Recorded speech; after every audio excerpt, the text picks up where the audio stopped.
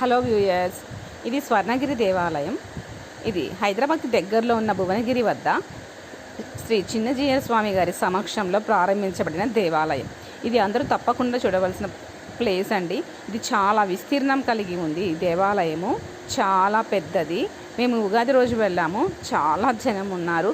మాకు కార్ పెట్టుకోవడానికి కూడా ప్లేస్ లేదు. రోడ్డు పైకి దాకా జనం ఉన్నారండి. క్యూ, అంత పెద్ద క్యూ ఉండింది. మేము వెళ్తామా లేదా అనుకున్నాము. ఫైనల్లీ మేమైతే దర్శనం చేసుకున్నాము.